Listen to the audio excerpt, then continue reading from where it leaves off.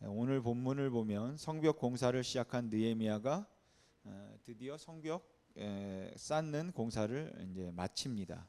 공사를 마쳤을 때 그 감격이 굉장히 컸을 것 같긴 한데, 솔직히 이 공사 자체만을 놓고 보면 그렇게 감격스럽다 할 일은 아닌 것 같다는 생각이 들기도 합니다. 왜냐하면 이게 그렇게 큰 공사는 아니기 때문이에요.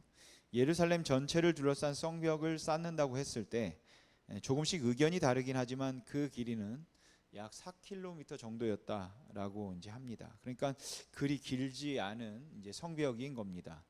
물론 지금까지 엄청난 핍박과 반대가 있어서 이제 그 모든 걸 이겨내고 한 4km 정도 되는 성벽을 다 쌓고 이제 문도 다 달았으니까 성공적으로 그 일을 성취했다는 기쁨이 분명히 있었겠죠. 그런데 그 성벽을 쌓으면서 반대와 핍박이 참 길고 지루한 싸움의 연속이었던 것 같지만 이 일을 마치는데 걸린 시간은 고작 52일입니다.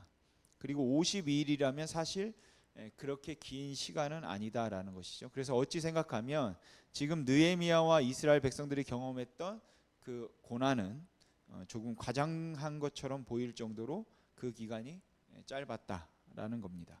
물론 주변에 있던 나라들과 모든 대적들이 깜짝 놀랄 만큼 빠른 속도로 완성된 것은 사실입니다. 그래서 요세푸스 같은 사람은 적어도 2년은 걸렸을 거다 말하기도 하고, 어떤 학자들은 이건 사실상 사본상 문제가 있다 말하기도 해요. 더 걸렸을 거다. 근데 잘못 기록됐다라는 것이죠. 그만큼 굉장히 빠른 속도로 진행된 것은 사실입니다. 하지만 아무리 힘들었다 해도 52일 견디는 거야 그리 대단한 일은 아니라고 생각합니다. 여러분, 솔로몬이 처음 성전을 완공할 때 걸렸던 시간이 얼마인지 아십니까? 성전 완공할 때 7년입니다. 반대도 없고 그 아버지 다윗이 모든 걸 다 준비해 놓았죠. 그래서 풍부한 자원과 지원이 있었고 온 백성이 함께 달라붙어서 한 일임에도 불구하고 7년 걸렸습니다. 이스라엘 백성들이 바벨론에서 포로로 돌아온 후에 그 성전을 재건했는데, 물론 멈췄다 다시 했다 하긴 했지만 본격적으로 일을 시작해서 4년 정도의 성전을 재건할 수 있었습니다.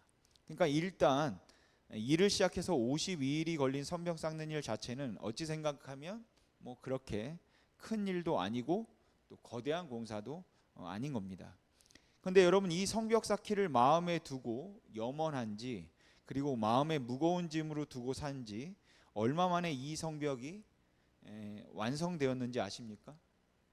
공사가 시작돼서는 이 52일 만에 완성이 됐는데, 우리가 성벽을 좀 쌓아야겠다라고 생각하고 완성된 거는 얼마 만에 완성됐을까요? 물론 학자들마다 의견이 좀 다르기는 합니다. 어떤 사람은 느부갓네살이 예루살렘을 멸망시켰을 때 그 예루살렘 성과 성벽도 무너졌는데, 그 성벽을 무너뜨리고 난 다음에 바벨론에서 포로가 돌아오고 난 후에 이 성벽을 쌓지는 못했다. 포로 귀환하고 처음부터 이 성벽을 쌓지는 못했다라고 생각해서 그 성벽이 무너진 지 150년이 됐다, 이렇게 말하기도 합니다. 또 어떤 사람은 이들이 돌아와서 성전을 재건하는 중에 성벽도 같이 쌓았을 것이라고 짐작한다면, 그 이후에 그 성벽이 무너져 방치된 지, 그러니까 성전 재건했을 때 성벽도 쌓았는데 그 중간에 멈춘 거죠, 성벽 쌓는 것을. 아니면은 쌓다가 또 침략이 있어서 불타 버렸으니까 그 성벽이 무너져 방치된 지 90년 되었을 거다, 이렇게 말하기도 합니다. 그럼 짧게 잡아도 90년이라고 한다면 쌓다 안 쌓다 중간에 해도 몇십 년 정도라고 할 수 있으니까 52일이면 완성될 일이 그렇게 수십 년 동안 방치되었다는 게 더 대단하지 않습니까?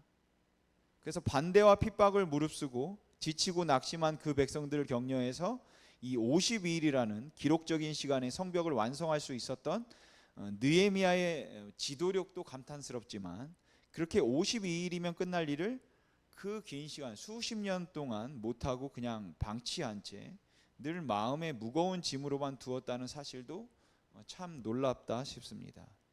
물론 그 일을 그리 대단한 일이라고 생각하지 않고 미루다 보면 그럴 수 있죠. 반대에 대한 두려움에 눌려 있으면 그리 될 수도 있고, 또 당장의 편리함을 포기하기 힘들어서 차일피일 미루다 보면 또 그리 될 수도 있습니다. 여러분들은 어떻습니까?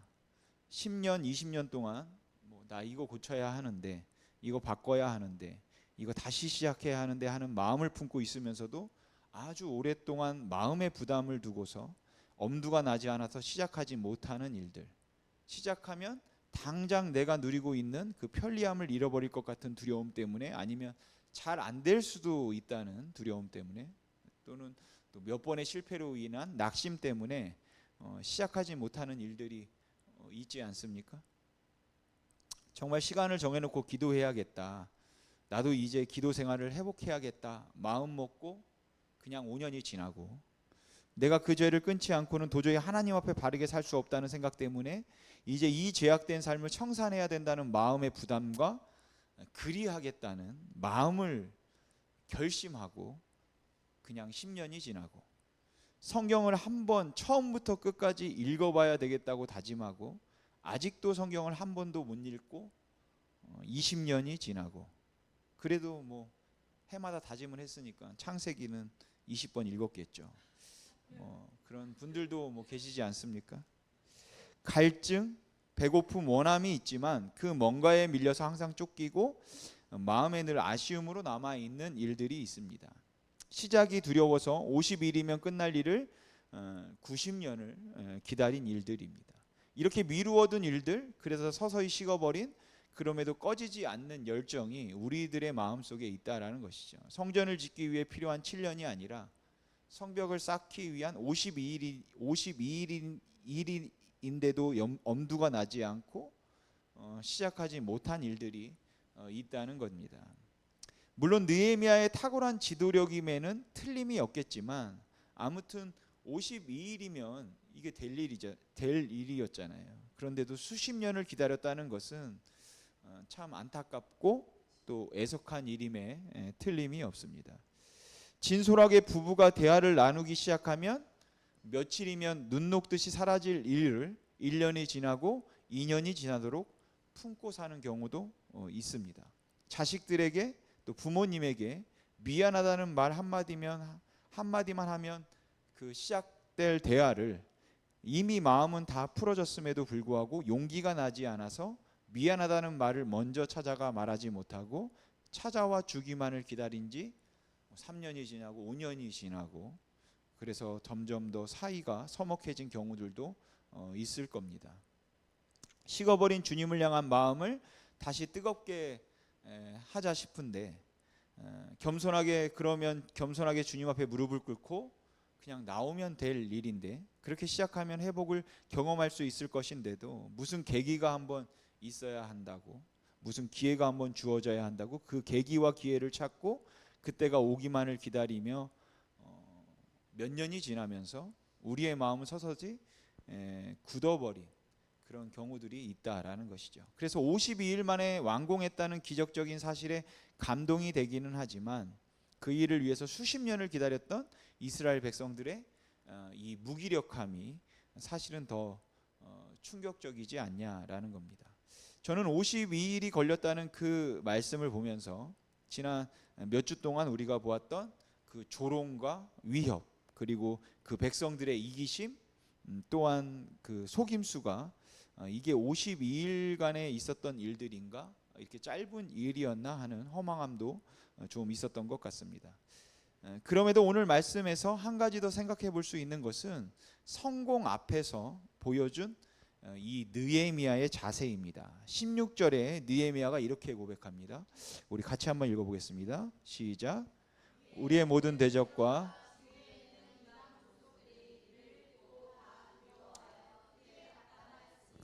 그들이 우리 하나님께서 이 역사를 이루신 것을 알미니라. 아멘.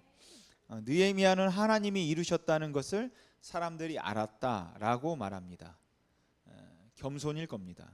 그런데 여러분, 겸손한 것과 겸손한 척하는 것은 엄연히 다르죠. 사실 우리 문화에서는 겸손한 척하는 것을 겸손으로 여겼기 때문에 알아도 모르는 척, 있어도 없는 척, 할 수 있어도 못하는 척 하는데 익숙합니다.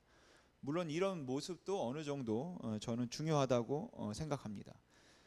참 훌륭한 일을 하셨습니다. 그렇게 말하면 제가 한 건가요? 다 하나님이 하셨죠.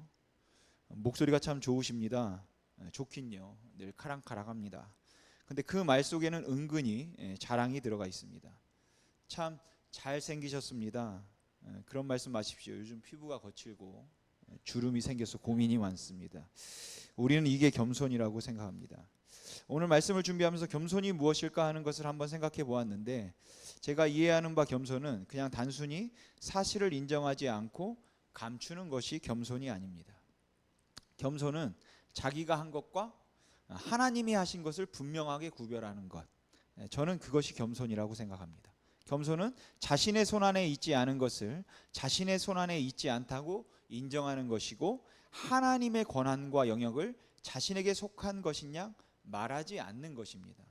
그러니까 자기에게 속한 일과 영역을 무조건 부인하는 것이 겸손이 아니라는 것이에요.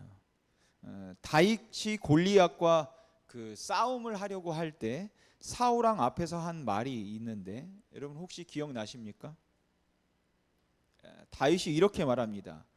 주의 종이 아버지의 양을 지킬 때에 사자나 곰이 와서 양떼에서 새끼를 물어가면 내가 따라가서 그것을 치고 그 입에서 새끼를 건져내었고, 그것이 일어나 나를 해하고자 하면 내가 그 수염을 잡고 그것을 쳐 죽였나이다.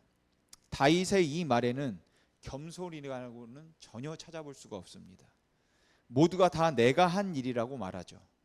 내가 따라가서 그것을 치고, 내가 그 입에서 새끼를 건져내었고, 내가 그 수염을 잡고, 내가 그것을 쳐 죽였습니다. 여러분, 하나님이 하셨습니다. 이렇게 말해야 하는 거 아닙니까? 근데 만일 다윗이 그렇게 말했다면, 하나님께서 나를 지켜주셔서 내가 맹수와 싸울 때 하나님께서 그 맹수를 쳐 죽이셨습니다, 이렇게 말했더라면 저는 그냥 다윗이 겸손한 척하는 거라고 생각했을 겁니다. 왜냐하면 나는 아무것도 하지 않고 가만히 있는데 하나님께서 다 하신 것이 아니기 때문에 그렇습니다. 그래서 우리는 다윗이 그 다음에 한 말을 주목할 필요가 있습니다. 그 다음에 다윗이 이렇게 말합니다.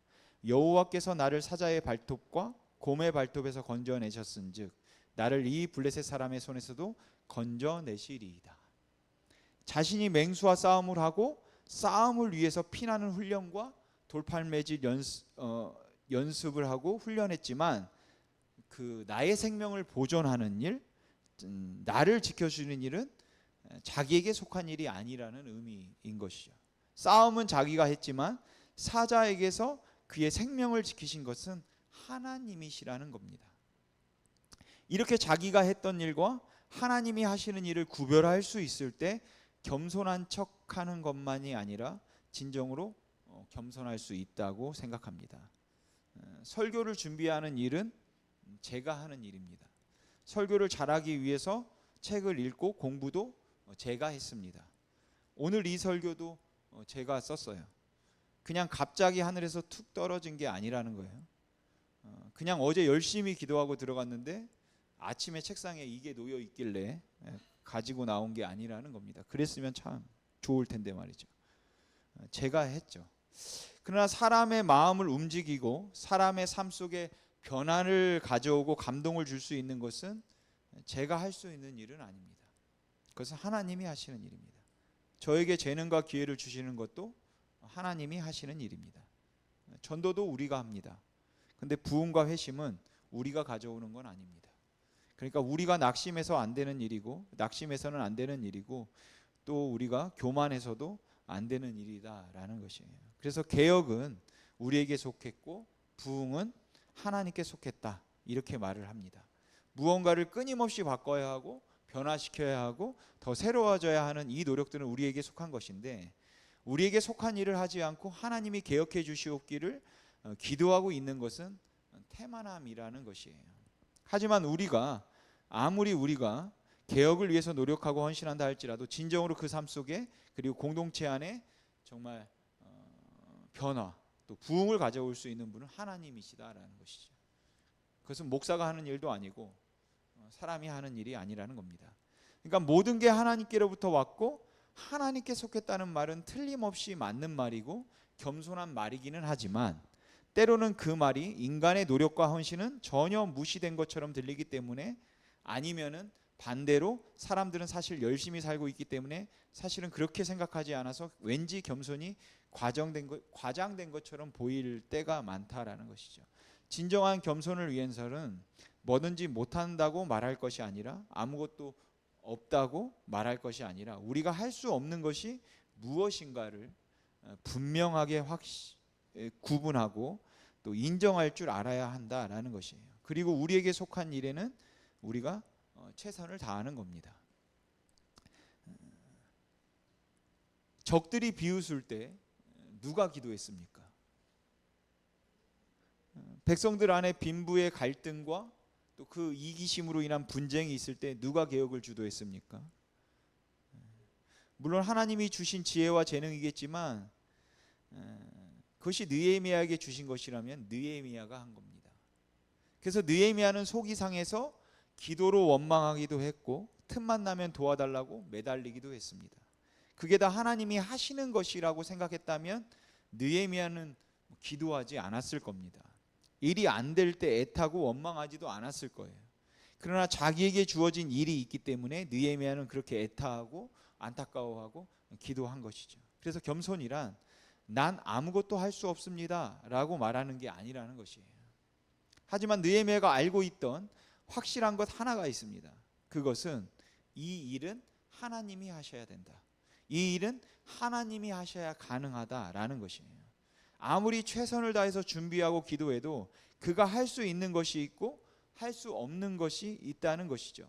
그런 의미에서 하나님의 주권을 인정하는 것, 하나님의 주권을 인정하는 것은 굉장히 중요하다라는 겁니다. 그리고 그럴 때에 인간이 할 수 있는 일에 대해서 하나님께서는 잘했다, 충성된 종아라고 칭찬하시고, 할 수 없는 일에 대해서 인간은 하나님의 도우심으로 가능했다, 이렇게 감사를 할 수 있는 겁니다. 그래서 진정한 겸손은 내가 도저히 할 수 없는 것이 무엇인지를 아는 것이라고 생각합니다. 그러니까 교회가 부흥하고도 부흥하지 않았다고 말하는 게 겸손이 아닙니다. 기도하고 전도해도 부흥은 하나님의 손에 있다고 말하는 것이 이제 겸손이다라는 것이죠. 실패도 마찬가지라고 생각합니다. 우리가 할 수 있는 일이 있고 우리가 할 수 없는 일이 있습니다. 여러분들이 경험해서 아시겠지만 정말 성실하게, 정말 열심히, 정말 앞뒤 안 돌아보고 최선을 다해도 안 될 때가 있다라는 것이죠. 그리고 그렇게 잘 안 될 때 정말 낙심이 되고 힘이 듭니다. 그래서 때로 우리는 내가 뭘 잘못했는가 싶고 왜 이런 일이 생겼을까라는 모든 그 문제의 원인들을 나에게서 찾으려고 할 때가 굉장히 많이 있습니다. 근데 여러분, 최선을 다해서 사는 것, 그리고 열심히 일하는 것도 우리에게 속한 일이지만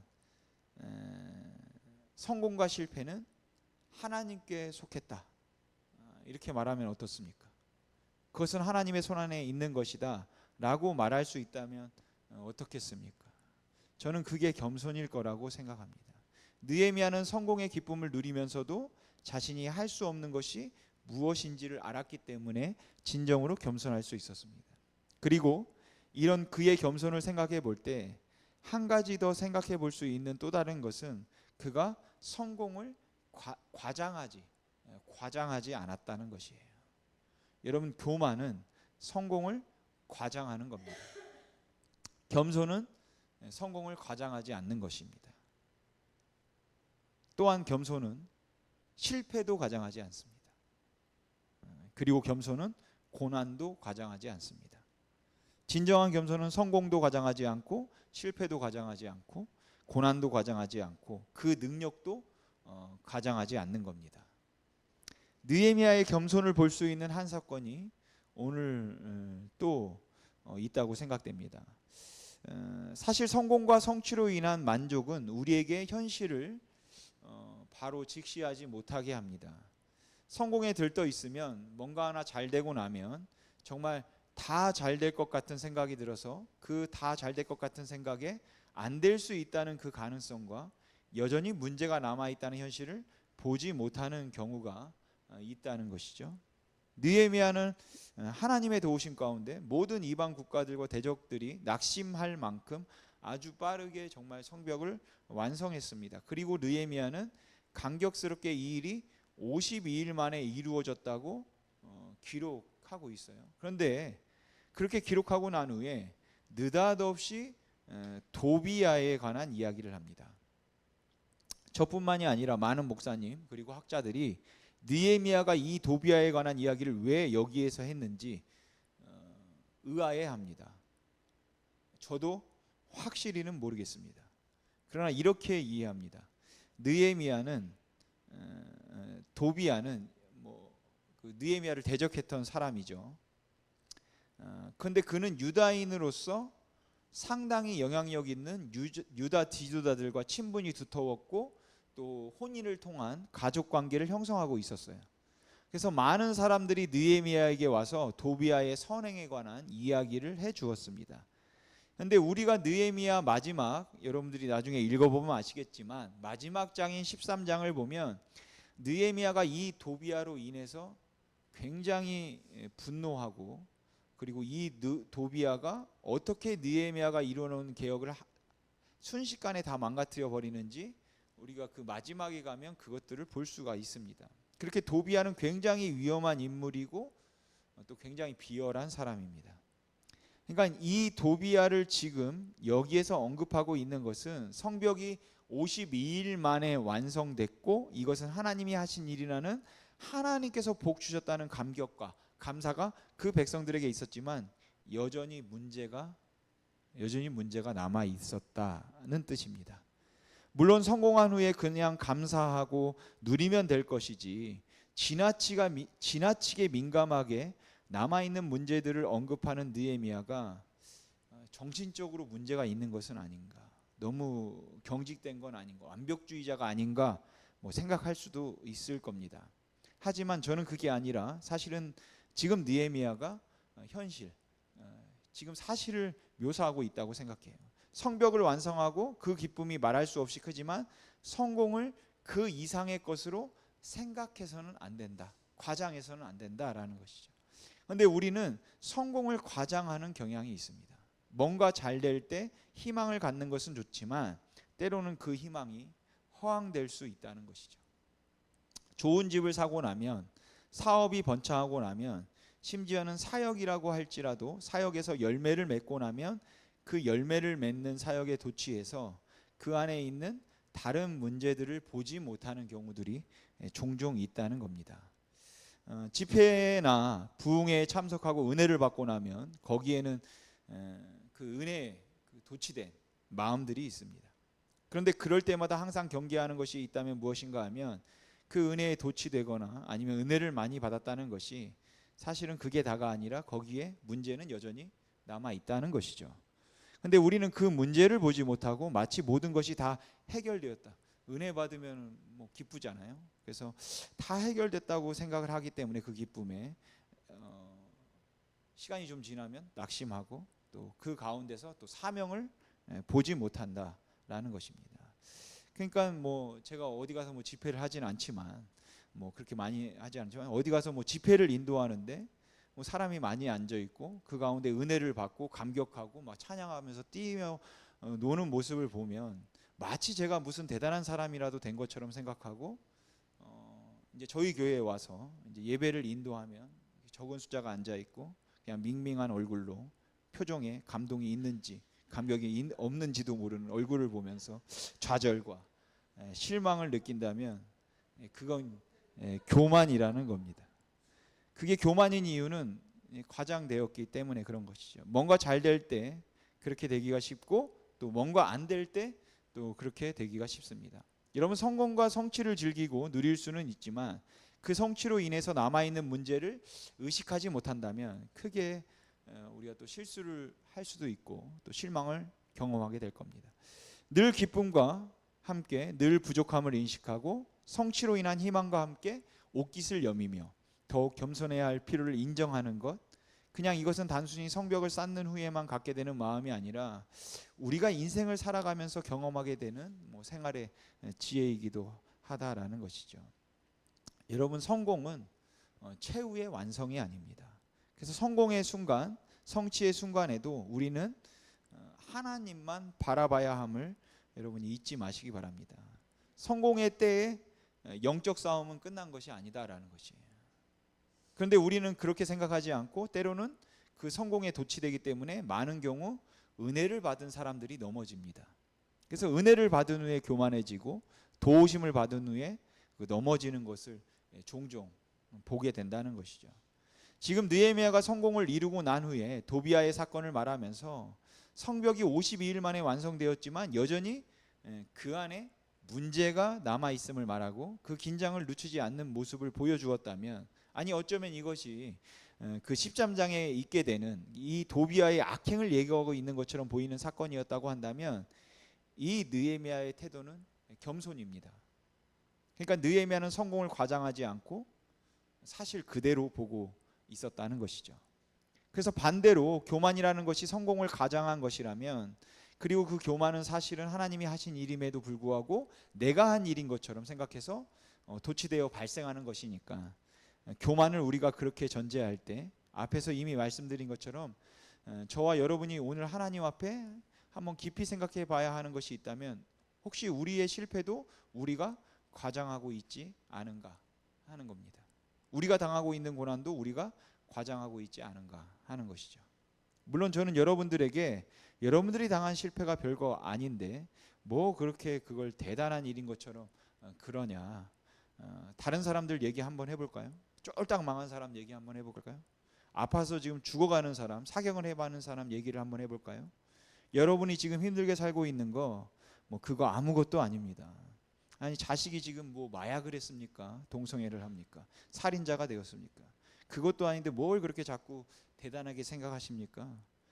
이렇게 지금 여러분들이 경험하고 있는 고난과 실패를 그냥 축소시키고 별거 아니라고 말하려고 이 말씀은 드리는 건 아니니까 여러분 오해하지 마시기 바랍니다. 여러분, 남들이 진 100근의 무게보다 내가 진 1근의 무게가 더 무겁고 힘들게 느껴지는 법입니다. 남들과 비교해서 될 문제가 아니라는 것이에요. 모든 사람들이 경험하고 있는 그 실패와 좌절은 당사자에게는 정말 상상할 수도 없이 큰 거다라는 것이죠. 근데 제가 드릴 수 있는 말씀은 그 상상할 수 없이 큰 실패와 좌절과 고난, 아픔 가운데서도 하나님의 주권을 우리가 인정해야 되지 않냐라는 겁니다. 거기에 하나님의 손이 있음을 인정해야 되지 않냐라는 것이에요. 그렇다면 그 성공 가운데 옷깃을 여미어서 하나님이 하셨습니다 라고 말할 수 있는 그 사람이 고난 가운데서도 하나님이 하고 계십니다 라는 말을 할 수 있어야 되지 않냐는 겁니다. 그리고 그렇게 할 수 있을 때 우리의 삶이 그 하나님의 주권을 인정하고 살아가는 삶이 된다라고 생각합니다. 물론 우리는 거기에서 하나님의 뜻을 찾으려고 애를 쓰고 그 답답한 상황에서 우리가 무엇을 해야 할까 하는, 우리가 해야 할 일들을 찾아야 하는 것이 맞을 겁니다. 그게 맞아요. 하지만 그럼에도 불구하고 우리에게 주어진 삶의 현장에서 진정한 겸손은 내가 할 수 있었던 최선과 그럼에도 불구하고 하나님이 하고 계시는 그 일을 우리가 구별할 수 있어서 하나님이 하신 일을 하나님이 하셨다고 말할 수 있는 것이에요. 하나님이 하고 계십니다. 저와 여러분들의 그 삶의 현장에서 하나님께서 여전히 살아계셔서 저와 여러분을 여전히 사랑하셔서 우리는 보지 못하고 있지만 하나님께서는 하나님의 일을 하고 계심을 여러분들 잊지 마시기 바랍니다. 그래서 오늘 일주일에 우리가 그 하나님을 온전히 바라볼 수 있기를 주님의 이름으로 소망합니다. 기도하겠습니다.